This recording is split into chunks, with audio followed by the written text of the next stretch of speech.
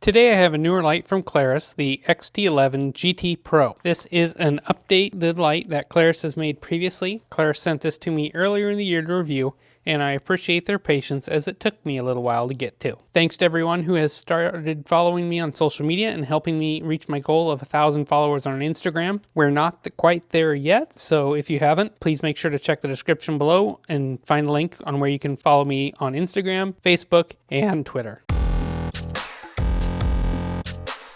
The XT11 GT Pro is made from aluminum and is anodized here in a smooth black medium gloss. It's visually different than the standard XT11 GT. It features the same tactical tail cap as you can see here with the primary button and then a winged button here, kind of a side switch. If we look inside here, it's got a nice spring and O-ring assembly with a brass contact to make contact to the dual wall assembly of this light. Threads are square cut, and you've also got another O-ring there. The body of the light is milled in these straight lines, which I like. They give you a nice amount of texture without being too aggressive, and I think visually look good too. The clip here isn't the best. It does allow quite a bit of the light to stick through in an EDC type scenario, but that's probably not the role for this light anyways. It's about 32 millimeters from the bottom of the clip to the top of the light. As we get to the head of the light, you can see that it grows here and there's a nice kind of built-in anti-roll ring. It does a decent job, but I've got the clip here to back us up. We've got just minimal marking on the light, just Klarus there on the head and the XT11 GT Pro and the serial number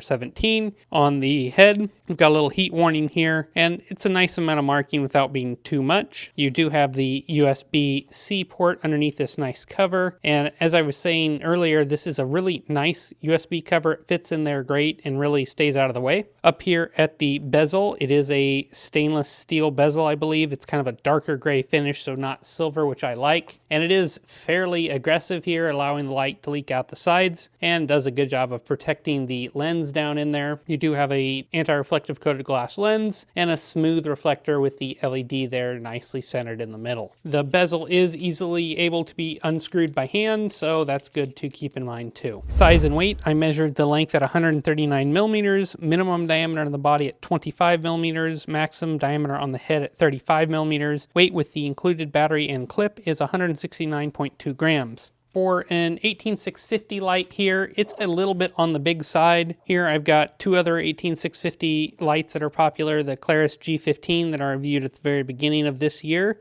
Check that out if you haven't seen it. And the Wukos FC11 that's quite popular right now. I've also reviewed it. You can see each are smaller lights, but the difference is the bigger head here on the Klarus. And here's a Through Night T2. This is a 21700, and you can see it's even a little bit bigger than that. You've got two retention methods with this light. You've got that included pocket clip, which really isn't very deep carry, about 32 millimeters of the light exposed. And for this size of light, that's okay.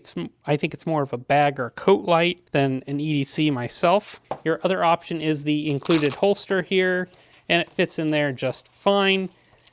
You can go head down if you want, or reverse it to put it in easier and put it in like that. You've got a Velcro loop here that comes undone and a plastic D-ring. The light also comes with a lanyard if you want to run it. The XT11 GT Pro is running a Cree XHP 35 HD LED in cool white at 6500 Kelvin, and this is a little bit of an interesting LED choice since it's officially been discontinued by Cree. That said, there must be plenty of existing stock still, and Klarus must feel like they've got enough to make all the demand for this light that there is. The beam here, it's good. It's kind of an all-around beam. We'll see that in my night shots. It's got a pretty small hot center and it throws decently well, but it's got a decent amount of spill to it. This, I think, is your ideal walking the dog light or trying to spot the dog in the backyard type of thing, or camping or something like that. It's just a good all-around general purpose beam. The light will run on an 18650 battery, which is how I'm using it here, but it'll also run on two CR123 batteries, which is nice as a backup. The result is a working voltage from 2.8 volts to 6.4 volts, and no PWM was observed. We've got outputs listed as turbo at 2000 lumens with a step down to 750, high at 400 lumens, medium at 100 lumens, low at 10, strobe at 2000, and SOS at 100. All right, here are the night shots for the Klarus XT11 GT Pro.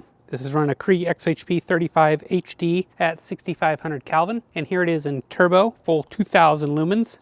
and this light will step down, and when it does, it steps down to 750, and it is in the tactical mode, so the next mode will be high at 400 lumens, still a decent amount of throw here. Medium is 100 lumens, and that does fine for my yard, and you know, it shows on camera a little better than what my eyes see in here. The neighbor's yard barely sees it, but it'd be tough to see a dog or something like that there. And then low is 10 lumens, shows up on my fence pretty well. This is the lowest mode the light has.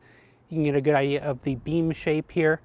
It does have kind of a donut hot center where you notice that, and then the spill is medium spill, I'd call it. So again, here is the full 2000 lumens out of the Klarus XT11 GT Pro. I measured the runtime of the included 3100 milliamp hour battery. Turbo runtime was about 50 seconds before stepping down to 90% relative output, and then it ran for another 2 minutes, 10 seconds before settling in at 30% relative output, where it ran from an additional 1 hour and 37 minutes. Total runtime was just at 2 hours, and max heat I saw was 42°C at 1 minute and 35. Like many recent Klarus lights, this has two modes of operation. It's got a tactical and an outdoor setting. The manual says that it will ship in tactical first, but mine actually happened to be in outdoors. That might be a pre-production thing. Tactical mode allows the main button of the light at the rear here with the larger rubber button to be a direct access to turbo. You can run it in momentary or full lock on. And then when you are in that tactical mode, your paddle here turns the light into an instant strobe. I primarily tested the light in the outdoor setting, which is what I've got the light in now. There again, you've got that primary button as your instant access to turbo. But when the light's on, then you can use your paddle and it will step down from highest to lowest. And you go, hey, it might be going, hey, that's a terrible UI. And I would agree, but that's not it. You've also got just the paddle mode only. You can press and hold and it will turn the light on.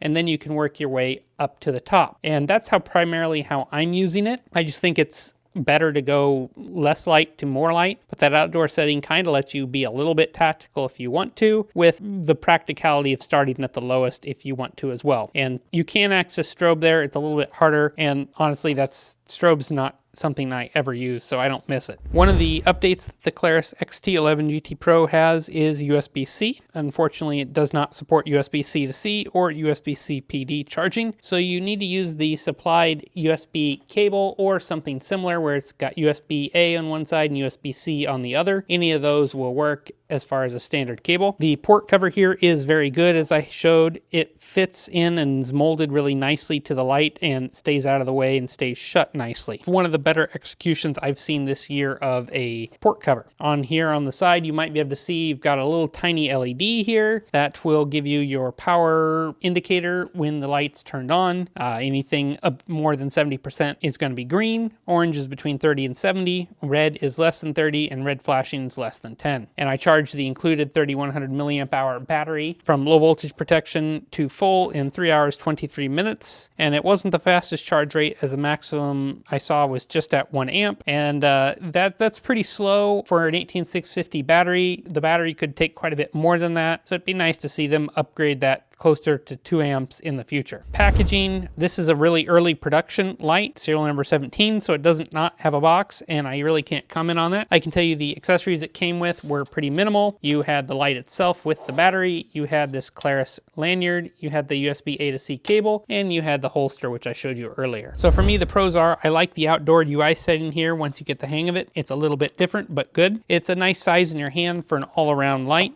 and if you want the buttons to be on the tail cap. The cons are, it seems a little expensive for what you're getting. Built well, but just with other lights on the market, it seems kind of expensive. It's cool white only. There's no true moonlight mode. The lowest is 10 lumens of output, and there's no USB-C to C compatibility or fast charging. So my conclusion here is that the Klarus XT11 GT Pro is a good all-around light for general purposes, and it can also be used in a tactical setting if you wish. The two UI modes let you decide which you want to use, And for me, I'll leave it on the outdoors mode, which I think is more appropriate for everyday use. The beam here is useful enough to throw and spill to do both jobs fairly well. Like I said, I think it'd make a good backyard find the dog type of light as long as you don't have a gigantic piece of property. What I don't care for is the asking price. I think at the time of filming, it's high currently. At around 50 to 60 bucks, I think it'd be a good value, but at nearly double that, I struggle to pay full price here. So if you're interested, I'd watch for a sale or a coupon to get that price down, and then I'd say go for it as long as you don't mind cool white. Hey guys, if you got any comments, please leave them below, and don't forget to check out the description to follow me on social media, and I'll catch you on the next review